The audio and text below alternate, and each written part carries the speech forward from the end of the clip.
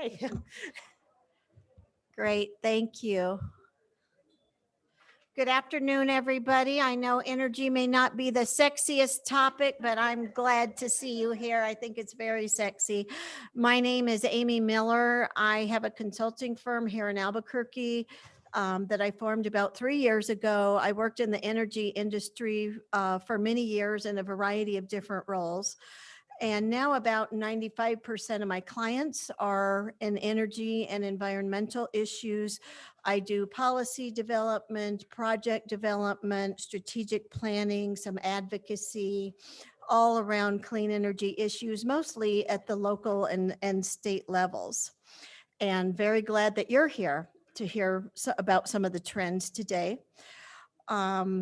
I'll start out and then I'm going to hand it over to my colleague Steve. And then our final presentation is by Sandra Begay from Sandia National Labs, who is not able to make it in person. So she has sent us a pre-recorded message. So, you know, the energy industry is one of those industries that is going through just rapid change, as you can imagine. And a lot of those changes are for the good, I think, but it's just rapidly changing the way that we produce energy, the way that we deliver energy, and ultimately how we're going to be consuming energy.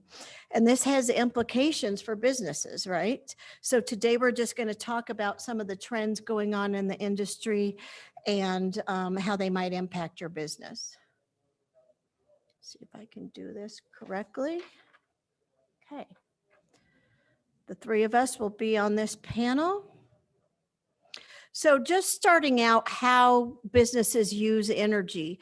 We hear a lot of people use the word carbon footprint or energy footprint. And often we think it's somebody else's problem, right? But really, we all use a lot of energy. This is just a chart from the Energy Information Administration about how businesses use energy and how that contributes to carbon dioxide emissions. Clearly, space heating and cooling has always been a huge consumption energy consumer. Cooking appliances, electronics and lighting, water heating. Then we have this other huge category that is other, that can be data services, imaging equipment, things like that. But businesses use a tremendous amount of energy, and there's a lot of discussion going on right now about how we can lessen the carbon footprint of commercial businesses, because all of this contributes to greenhouse gas emissions. And really, one thing I want to say, and I think Steve probably would agree with me on this, is there is not one simple solution to the climate crisis and to energy usage. It's about good policies, growing technologies, good programs, good businesses like the one that Steve manages to help us get there. So as most of you know, we are changing in how we produce energy in our country and across the world. And I know that chart's a little hard to see, but we're increasing the amount of renewable energy that we're using here in New Mexico and nationally. The U.S. Energy Information Administration predicts that renewables will increase to about 42% of our electricity usage by 2050. Renewables will collectively surpass natural gas to be the predominant source of generation in the United States. And solar generation and thermal solar, both small scale and large utility scale projects, are going to surpass wind energy by 2040 as the largest source of renewable energy in the United States. Some of you may have followed a few years ago in the state of New Mexico, we passed the Energy Transition Act, and we were one of the first states to really aggressively look at how we're going to make this conversion and set some goals. The ETA, as we call it, requires 50% renewable energy by 2030, 80% by 2040, and 100% carbon-free energy by 2045. And just so you know how the energy world works, that applies to investor-owned utilities, of which we have 3 in the state. Cooperatives are part of that, though they have a little longer to achieve the goals. And municipal utilities are never in state legislation around energy policies. So why should businesses care about the world of clean energy? Well, first of all, businesses are creating technology to make all of this happen, where we're using less energy and producing cleaner energy. But it's a good business case for any type of business to really embrace some clean energy initiatives. I worked in the utility industry for years. I never met anyone that loved paying their energy bill. Everyone thought their energy bill was way too high, regardless of what amount it was. And so that's a reason right there. You want to save energy and you want to reduce your costs so you can spend it in other important areas of your business. You want to lessen your impact on the environment. And I noticed one of the questions that someone had submitted already was around data centers and how much energy they use. And they do use a lot of energy, but there is a tremendous movement by companies in this country to use less energy. And I just want to give you an example. There's a group called the EPA's Top Fortune 500 Partners. And as of last fall, they have used an amount of combined green power of more than 52 billion kilowatt hours, which is equivalent to the annual electricity use of 4.9 million average American homes. And these are companies like Intel, Walmart, Bank of America. Many of them are data center companies. We've seen that happen here in New Mexico as Facebook has come into Valencia County. One of the important things for their relocation here was ensuring that they could purchase solar energy. Also, now we know that both customers and employees like companies that embrace sustainability, and clean energy is one of the reasons. Here's an example, 88% say of employees feel their job is more fulfilling when they're provided opportunities to make a positive impact on environmental issues. More than 80% say they would be more loyal to a company that helped them contribute to environmental issues. So this is as much about the people side of things as it is the cost or technology side of things.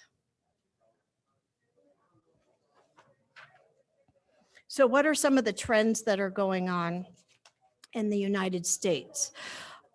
We had a small downturn in energy usage and greenhouse gas emissions during the worst parts of 2020 during shutdown, but that didn't last very long at all. And EIA projects that we are going to use 50% more energy than we do today by 2050. And so lessening our demand is part of the equation, but it can't be the only part of the equation. Things are getting much more efficient, whether they're computers, appliances, heating and cooling, but we're using a lot more energy. If you think about maybe the house that you grew up in, and now we know like the average home has 4 to 5 television sets, just all those things, more efficient, but we're using a lot more power. Energy efficiency is important, and Steve's going to talk a little bit about his expertise in part of that area. One of the things energy professionals like to say before you go down the road to looking at adding renewables, reduce your consumption first. Look at things like your heating, look at your lighting. There are some great programs out there with very good paybacks, where you can take that step first. And once you reduce that consumption, you're going to spend a lot less on renewable power. Battery storage is playing an important role in the future of energy. As we transition to renewables, we have to have a way to store that energy. there's the common saying, when the wind doesn't always blow, the sun doesn't always shine, right? So we've got to figure out how to store it and release that energy at the times that people need it. And globally, energy storage deployment in emerging markets is expected to increase by 40% each year until 2025. And if you followed the ultimate closure of the San Juan generating station in northwestern New Mexico, storage is part of that replacement power plan. Another growing area is electrification policies. What does that mean? And projects. It means businesses that are moving from having any fossil fuel type of usage to pure electrification. So that can have to do with your cooking, your water heating, your heating and cooling, installing heat pumps. There's a big push toward that to help lessen carbon emissions. And finally, energy careers are going to become more diverse.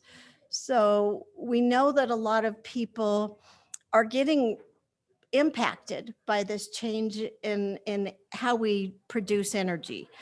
People aren't going to be working in coal mines as much, and coal plants, and even gas plants have gotten so much more efficient that they require virtually no labor. But the important thing is there are plenty of other jobs in energy efficiency and solar technicians. There will still be a need for people to climb power poles and restore power at night. Cybersecurity is an increasingly growing industry or job opportunity in the clean energy industry to keep the grid safe.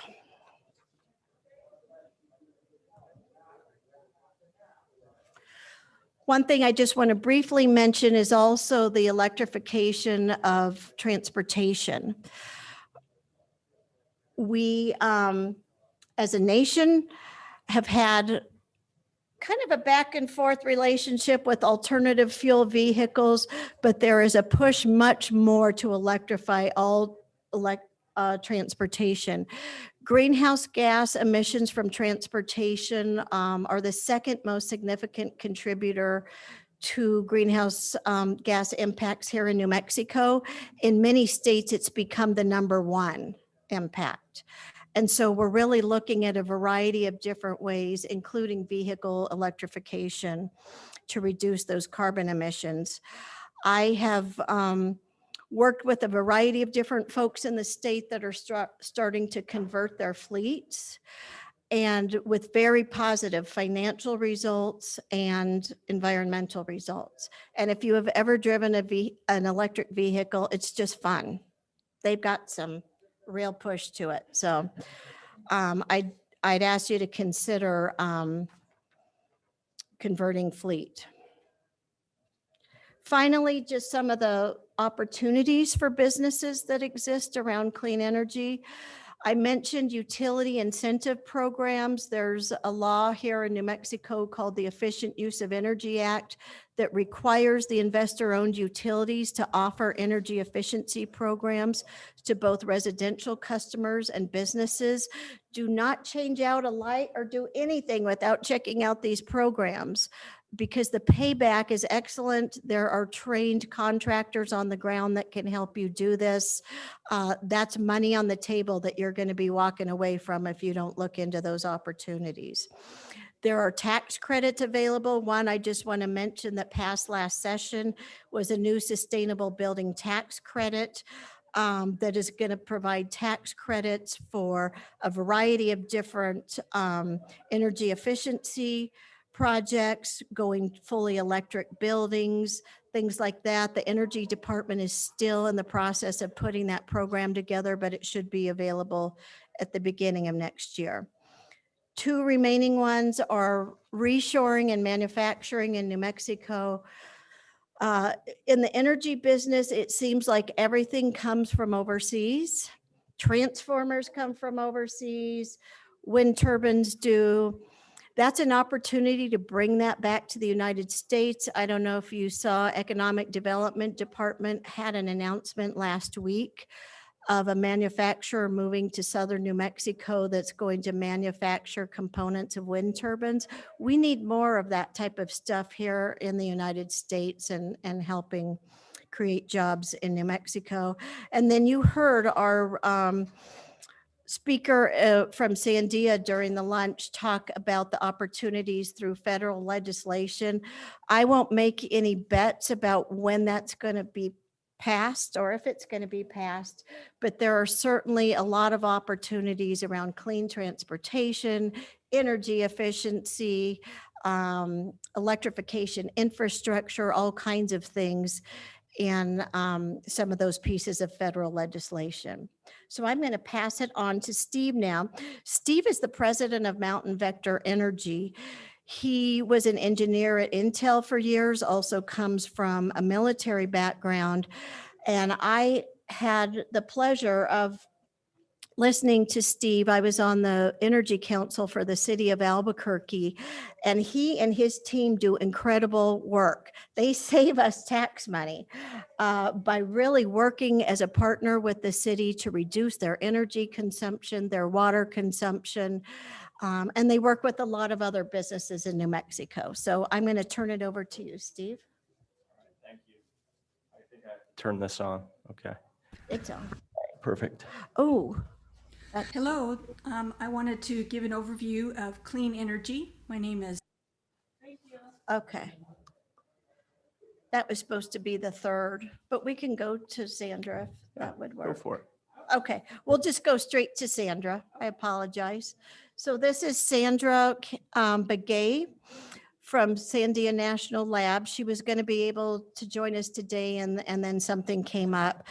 If any of you have ever had the opportunity to meet Sandra, she's just an incredible woman. She's an engineer at Sandia, has been there for many years. What's really interesting about her is she has mentored so many Native American students, so many young women in STEM careers. She recently received the Women in Technology recognition from the New Mexico Technology Council. She's on the UNM Regents. She's just a really incredible woman. And so she has recorded something for us.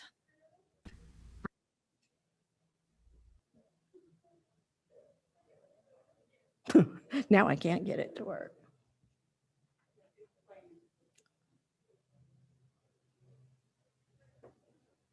Looks like it's bringing Steve's slides up now. Go back. I'm sorry. Back again?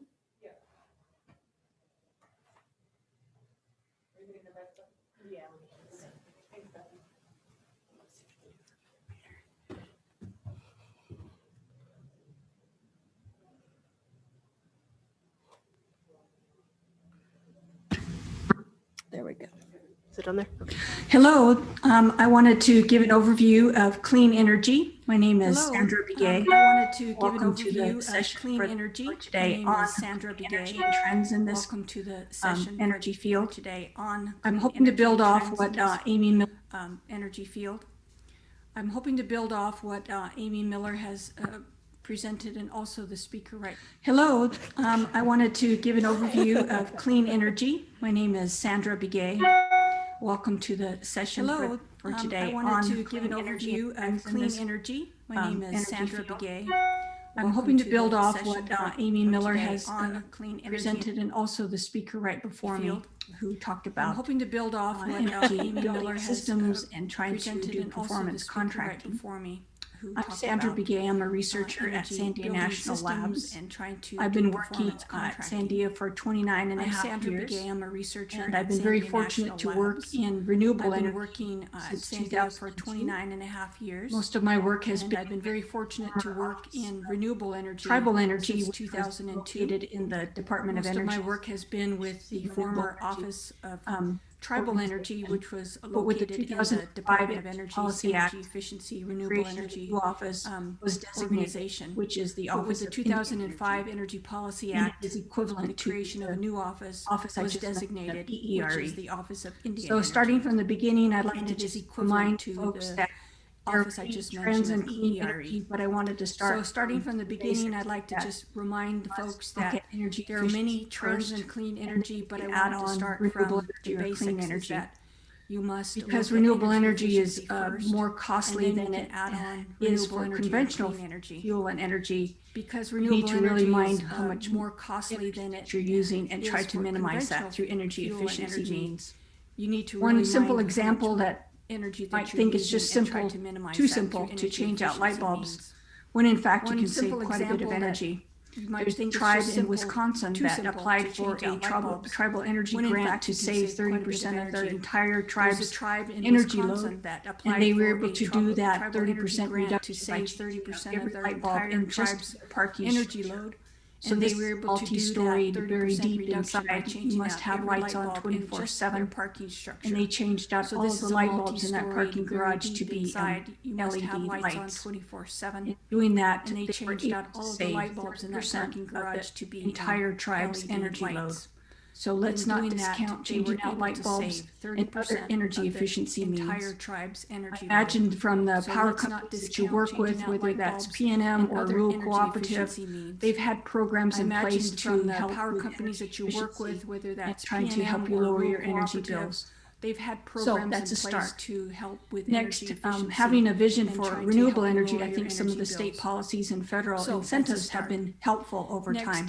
Having a vision hopefully the state of New Mexico, they'll be implementing the energy incentives have been the Energy Transition Act, ETA. Hopefully they will be able to support initiatives down to the business level and community level, and that's to come. And I believe we'll be talking more about that in this session. Support initiatives down to the business level. The decision to put in renewable energy, and I believe you'll be talking could be a business decision, or it could be a philosophical or way of having sustainable energy for your business or community building or entity like a city or way of having sustainable energy for your business or. So part of that is doing a feasibility of the solar resource, and here in New Mexico we have excellent solar resources. So part of that is doing the feasibility of we have most days that have sunshine. Here in New Mexico, so that's part of the reason why everybody expects renewable energy to be provided in New Mexico, and we should have part of the reason why so many solar panels everywhere in the state. Well, that's not the reality today, but with the ETA that may lend itself to support more solar panels at various locations. So there's more to come. We've had forefront businesses and entities that have put up solar panels on their buildings within their institution, and I hope that you might consider that in your future if you have sustainability goals in the long run are really desiring clean power. I think the next sustainability goals looked at the feasibility time for solar. I looked at your electrical bill. You're trying to lower that as much as possible. Now you have to put some capital or upfront cost for your solar system. You're trying to lower that as much as possible. Could be some grants if you're a nonprofit, if you're a government or upfront cost for your solar system. More times than not, you'll be working with a vendor and try to get the best price for the first cost funding out solar system. More times than not, once you have that system up, it's up and running, I think you'll see the cost savings over time. And it could even be a partnership where your partner running, I think you'll see the roof of your building and you're leasing that space to a solar. And it could even be a partnership. There are such models in New Mexico to put solar panels up on the roof. I think the next trend that I'll speak about is the next piece to having more independence from the grid. I think the next trend that a microgrid or adding storage to your solar system. This would be if your operations really need to be a microgrid or adding storage to your solar system. That you consider putting an investment in your operations really need to be is the way running 24/7. Might have been mentioned in the opening remarks is that everybody right now is looking at energy storage to help us get to our clean energy goals. In order to look at everybody right now is looking at energy storage, as again I said to you, look at the feasibility of it. Looking at the cost of adding storage can be quite pricey, so it would be a big investment. But those who know more about energy storage than I do know that it's well worth an investment if your operations do need to be going while the power is out from the utility or the co-op that you're working with. So an investment in energy storage is what's going to be happening in the next few years. Energy storage than We'll I hear do about know that more it's energy well worth storage an projects investment through the if state of New your Mexico, operations as that's do need part of to their goal be, within the ETA going is while to the look power at is how out to from the shore up utility our or the co-op back that up our you're solar working with. power when the sun Some isn't shining investment at in night energy or stormy storage is weather. what's going to be Storage is happening in one the way next to few get to a years. clean energy You'll future. hear And I'm about hoping more you'll energy discuss that storage in projects through the the state of New questions and Mexico, answer as that's portion part of their of goal this session. within the I ETA. think is the to next look at piece how is to shore up really look our at the Department of back up our Energy's solar goal, the power federal government's when the goal sun isn't shining of at night or stormy EJ40. weather. This Storage is one key to get energy to a clean justice energy and future, environmental I'm hoping you'll justice. discuss that 40 is in, 40% the of federal questions and answer money portion going of in this partnership session. to communities in I need. think the next piece Those is who to really have look struggled at the with Department of their Energy's energy goal, the federal government's goal. power, but also EJ40. to supply This more is, clean power. Energy It's justice been and environmental not justice. an 40 is advantageous 40% of federal advantageous money type going in of partnership initiative to because of the communities cost. in need.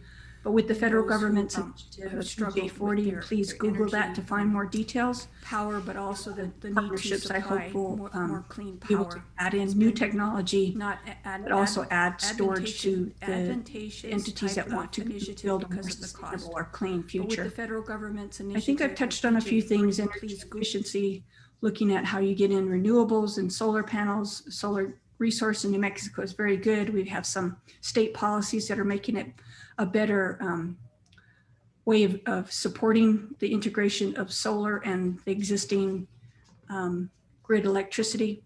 And then the latest trends is looking at energy storage batteries. Now for home use, there's probably the more known home system by Tesla that makes the automobiles. There's some home systems that I've learned about that have been very helpful in adding energy storage to a residential or maybe a building solar system. So there is some smaller models of storage, but the trend is looking at larger storage and more battery power to be able to store that energy until it's needed or when the sun is not shining or you have a cloudy day. I would just add to the discussion that please watch what's going forward as far as projects in support of this EJ40 initiative. And I think you'll see that that trend will be very helpful to communities in need, and specifically in my area, we're looking at how tribal partnerships might help the tribes across the United States enhance their own tribal and community goals. So I hope you have a good session today. I have some great questions and answers, and thank you for sharing your time with me. And I was glad to be able to put this video together in lieu of being in person at the meeting today. Thank you.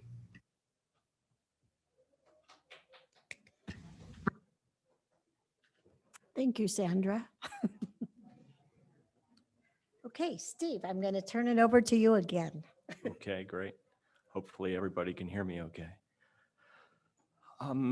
So I think that Amy and Sandra talked about the what, and what I'm probably closer to is the how.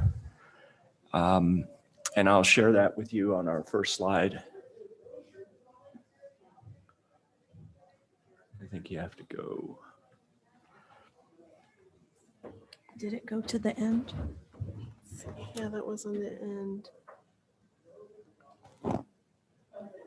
Did we not have his? All we have is these slides here. Those are mine. Yeah. Doesn't look like his slides are loaded up. Do we have I've got my PC a copy of them? slides. Yeah. Can we plug in my PC? Yeah. Quickly? Okay. The Tech Council compiled these and put all the slides in order, so this one, yours must not have gotten. So independent of slides, as that thing catches up, I'll just give you a sort of a perspective here. So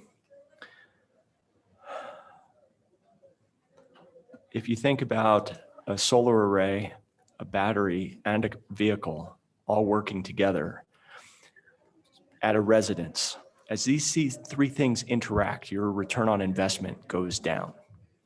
Okay, now let's flip that to commercial and industrial. So Walmart.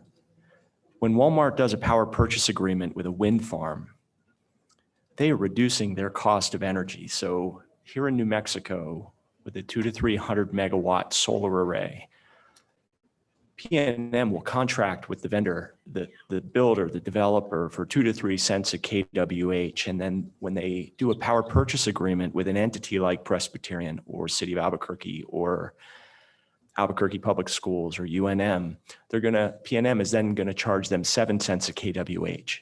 But compared to what UNM would buy from PNM directly, that's 10 or 12 cents a kWh. So what you're seeing is cost reduction enabled through a variety of renewable vehicles. And when Walmart goes to a wind provider and does that power purchase agreement, there are liquidated damages that are applied as a penalty to that provider if that power can't be delivered. It has teeth in it. So what you're really seeing is cost reduction being enabled through these energy vehicles that also enable carbon reduction, a move away from fossil fuels, and just new distributed energy resources that are coming online within our infrastructure. The difficulty with some of that is the complexity of it. Is how do I interact? And you may have a solar array in Texas that is covering 100% of your load. Pfizer just did that. 320 megawatts in West Texas, covering all of Pfizer's footprint in the United States. The way that they account for that carbon offset is through carbon RECs in the Northeast and California. It doesn't matter where the generation is. They can commercialize that benefit in all parts of their business. Again, back to cost optimization. You understand that in low margin businesses in some of these operations like Walmart, they're not going to chase something that's going to raise their cost profile. They are forced from an earnings per share perspective to chase that reduction in the cost profile. Many of the energy teams that I interact with are 2 and 3 people. Burlington Coat Factory, 750 sites, their energy team is 3.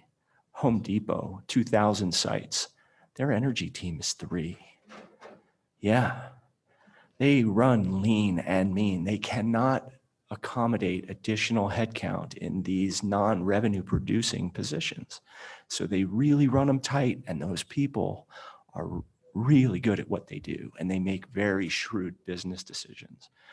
And that's common also to Albuquerque Public Schools, Presbyterian Healthcare, City of Albuquerque. Everybody's running a really elegant operation in very challenging environments, right? I mean, Presbyterian just went through 2 years of a very dynamic environment, and we changed building profiles rapidly. 100% outside air, right, was a COVID requirement. You've got to pivot your entire building operation to accommodate that. So yeah, so our landscape is, and let me pull up my phone just so I can see what I'm talking about. We got you going. Yeah, thank you. And I won't bore you with this. It's kind of more interesting to talk about what's happening out there than necessarily what we do. But we've got a lot of solar arrays that we manage, a lot of batteries that we're overseeing. At our core, we're a data company, right? And this data is very informative as to what steps can we take, and do they match our budgetary constraints? Is this a vehicle? Are there different financial vehicles that better fit our financial approach to how we run our business? Albuquerque Public Schools is funded by SB 9 and by annually on these budgets. Same with City of Albuquerque. Presbyterian operates differently in terms of public funding versus actual earnings per share profitability or non-profitable business units, or not for-profit business units, I should say. So everybody's got a different approach as to what they can do. And think about a 20-year PPA. What are you doing when you're signing up for a 20-year power purchase agreement? And what happens if you break that agreement? What are the penalties that are in there? It's a complex document. And you've got to make sure that you can pay for that document over the period or lifespan of it.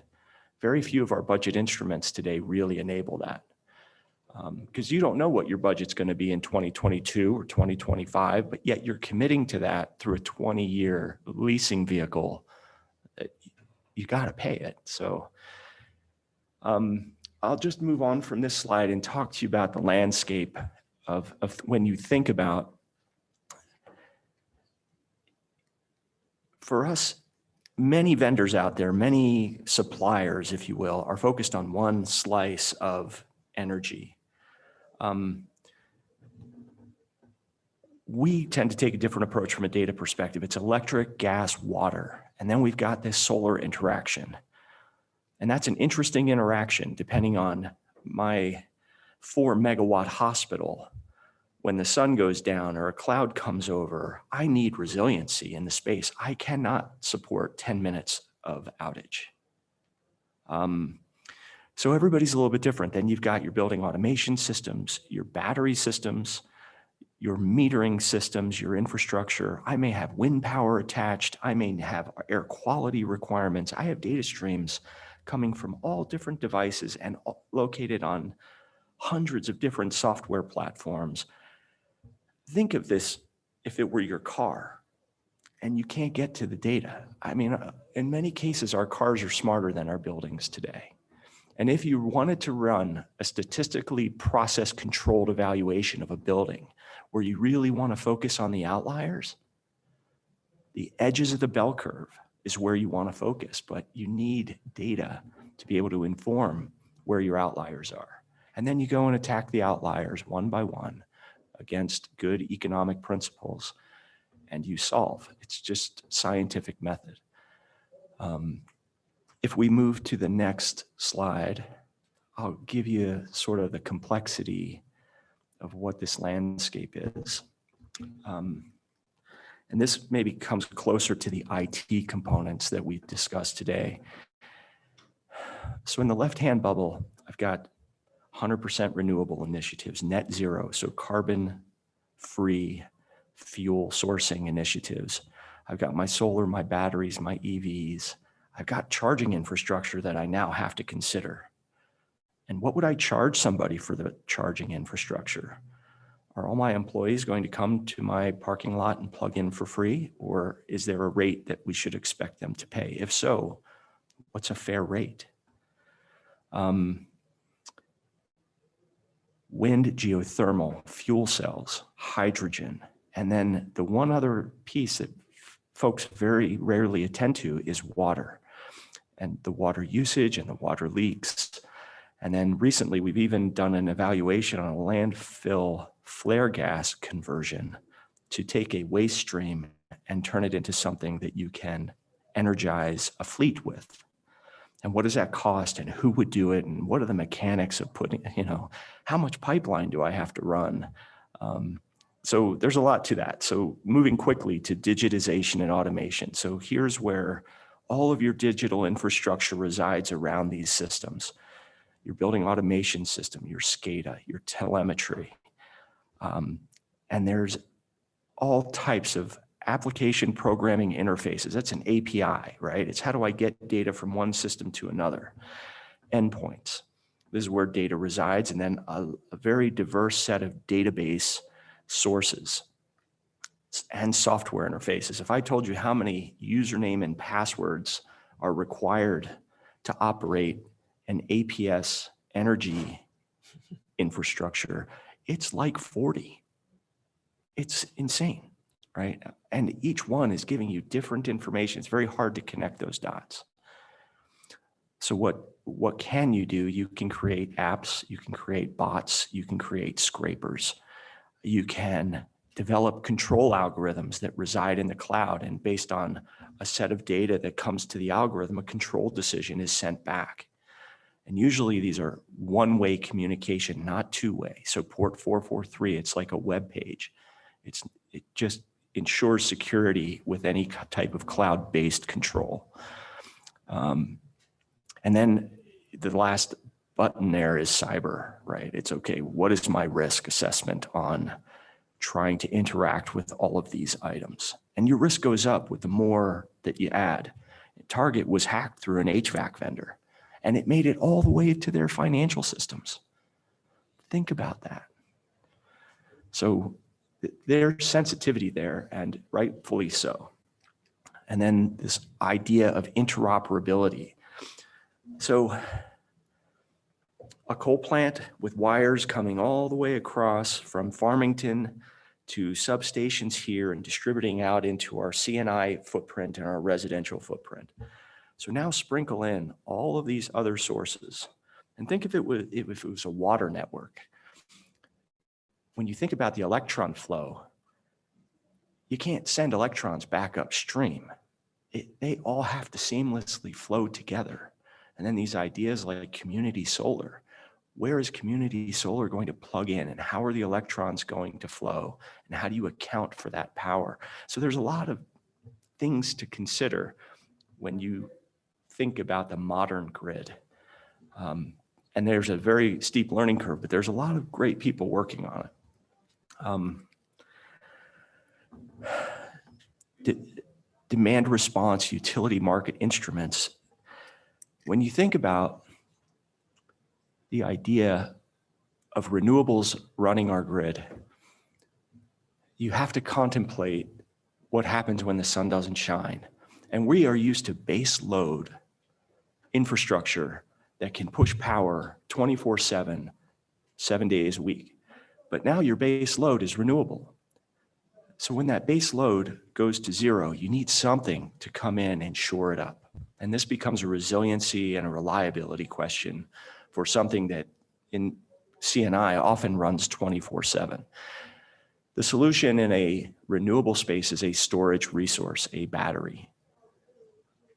And where does that battery reside? And how do I get access? Is it behind your meter? It may be. Will the utility have control of that battery to flex it in and out of its grid requirements? It may. And you have to really think about what those requirements are as you move into the space. And you can see with PNM and some of their supply chain constraints as their solar is delayed a little bit from inverters and panels being available for their new base load build, there are resiliency questions that are going to arise. So what do you do as an entity to get in front of that and anticipate that and protect how you're going to operate? And I'm sure that over the next decade, all of that will get worked out. There are just a lot of questions in it at present as you work through it. So systems, digitization, market instruments, and there's often money tied to these market instruments. They're going to pay you to bring that battery into play. How much are they going to pay you? How does that offset the cost of that infrastructure? These are all things you have to contemplate in making decisions for your business. And I apologize if I am just running way too long here. We're already at the end of the session. Okay, so something very simple. The Water Authority has leak data. We took that data and put it in a phone app. We did it in 6 weeks. If you go to the next slide, I think we had a 32% reduction in leak loss and a 40% reduction in leaks inside of 5 months. So the data exists, it's sitting there. We just had to get it into the hands of people who could do something about it. That's not high science. That's pretty practical implementation of a data source that's not being used and getting it into the hands of people who can use it. And then if you go to the next, this is a broader discussion, but you've got to consider your data river. And what are the things that you want in your data river to be able to make informed, fast, quality energy and water decisions? And what's your infrastructure for that? For us, it's in the cloud. And we're building this for the city of Albuquerque, and it's sponsored by the Department of Energy, the state of New Mexico, the city of Albuquerque, and PNM Grid Mod. And it's a very interesting approach that the state has asked us to build it so that you can pick it up and drop it in to other locations. It's got to be scalable. And we're real familiar with all the source data, and it's all pretty clean, and we've organized it over time. So coding it is less of a lift than you might think. And it's really because we got a good handle on the source data first, and then getting it extracted, transformed, and loaded is relatively straightforward, but I say that with a grain of salt. And then, okay, so what's the end user experience here? What does this look and feel like? It's all these things on the left-hand column that our customers want to know. And they're pretty straightforward. How am I doing against my renewable performance, my utility usage and spend, my building controls, my building health, my solar and battery infrastructure? And you've paid money for this, right? So you have an interest in that it's doing exactly what you paid for. Water performance, reactive maintenance, predictive maintenance. So through machine learning algorithms and a little bit of neural networks. I won't go as far to say artificial intelligence. I think it's a little bit overused, but we've done some machine learning for very practical outcomes, not as science projects, I would say. And then really you're just trying to put this data in the hands of folks who can do something about it in a pragmatic, cost-effective way. And I think that's the how from our lens, through our lens of working with customers who are trying to address this stuff as the grid changes. Thank you, Steve. And I think one thing Steve and I have talked about a lot about is you can have improving technology all the time, but human behavior is still so tied to all of this. Understanding how to run that technology and just basic conservation practices at your office. I've seen companies that have spent a lot of money on certain conservation measures, yet employee behavior is always impacting that, and how they're running heating and cooling systems and how they're running technology. So thank you very much. Does anyone have any questions? I know we're at the end of our session. So Steve, this is a new field. I mean, I don't know anything about, other than there's a lot of alignment with healthcare information. But, does your company, are you defining the whole data collection and algorithms and dashboards? Or do you then also manage and then figure out the kind of the sustainability strategy with all the data too, the whole kind of a full service? Yes. Okay. And we've been contracted to Presbyterian since 2012. And we've been focused on facilities and engineering.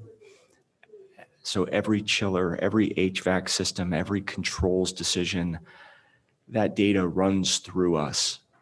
But it's a team effort. It's not Mountain Vector. It's like a Mountain Vector combined team.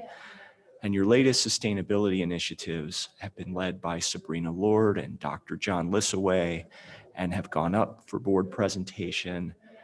And there's, yeah. And the question internal to Press is, how do we fund this? To what extent do we put our toe in the water? Because we've got some high priority stuff over here. When do we contemplate this stuff? Which is fair. But the data at Press is so well characterized from an electric, gas, water, solar perspective that whatever you want to do with that or what direction you want to go, you definitely understand your baseline. So you can really use the data then to quantify the impact of future efforts, right? Absolutely. Yes. It's just, I will tell you that Press has been lending averse. Press likes to pay as they go, which is a fair corporate culture. And then, all of these things tend to be through these really elaborate financing instruments. And I've seen some that have no problem with it, will dive right into a 20-year lending instrument, and others who say, hang on a second, I want to recognize all of that savings for our entity, not not pay for it through the savings that I'm generating. So you see that conflict. It's How about so for residential, when you started, and I have a lot of questions, when you started, I think there was a statement about residential and the return on investment is lower over time? yeah. So if you put solar on your house, you get a certain ROI, and I'll just say resi solar is maybe 11, 12 years. Now add a storage system. So your storage system now has software to really look at peak demand, and it starts to attack that part of your utility bill. Now that has a cost, but your overall costs are going down. So your ROI creeps up just a little bit with that added technology. Now add an electric vehicle. So my battery is going to offset charging my electric vehicle, which is 6 to 10 kW. It's bigger than your house, like, or equivalent to. But these three things together, when they're considered interoperable, they give you a better financial bang for your buck than just one. And I'm not saying that that's the rule in all cases. Yes, ma'am. Yeah.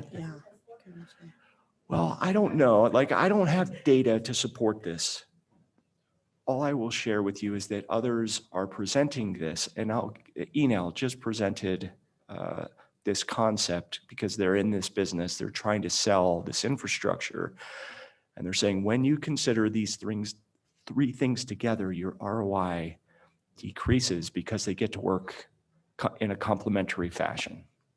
Now, the other thing that we haven't really contemplated is your electric vehicle could serve as a backup resource for your house, right? But now you've got a reverse electrons flow. So how do you do that? What's the infrastructure that's required to get electrons from your vehicle to your main panel and into your house, right? So it'll come. Now that's a really resilient resource too, right? In a power outage, you now have some flexibility that you didn't have prior. So I don't know. It put people in Texas, people in California who had 1,000 gigawatt, they had 1 gigawatt rolling brownouts this summer with forest fires and other issues. ERCOT, those 2 weeks in the winter, I mean, that grid fell apart. There were widespread power outages. So when you think about resiliency, no one would have ever anticipated those kinds of things. So then what does resiliency mean? If it's a hospital, you have backup engines 9 seconds away from running that entire footprint, but not everybody has that. So that's a very long-winded answer to a very simple question. I would say if you're doing anything on the residential side, whether it's taking advantage of a utility incentive program or talking to local solar vendors, you really want to make sure you're talking about return on investment and the time for that. And that has decreased as the cost of panels have gone down. We also have a state tax credit again for residential solar, federal tax credit. So some of those things are play into that cost scenario. Any other questions? Probably need to wrap it up. You can Yeah. grab us. The only other comment I would make is what I see with some of the new technologies that are being enabled is they don't work. And they don't work. They're not working, not because they weren't designed to work. They don't work because the technicians who installed them they don't have the familiarity with how to get a Tesla battery up and running and all the software and all the telemetry. So imagine going from a carbureted vehicle to a fuel injected vehicle. How do you work on that fuel? That transition, that's occurring right now. And those are just learning cycles. That doesn't mean there's any fundamental flaws in the approach. There's just learning cycles in every space here that I'm personally experiencing. And it's like you call Tesla and you're like, why doesn't it do this? And they're like, hang on a second. We got to push another software update. So it's new. Yeah. We just got Thank you. Just got solar and my husband's trying to talk me into a Tesla, so Oh, I don't think I'm gonna share that little tidbit that Steve shared, but very interesting.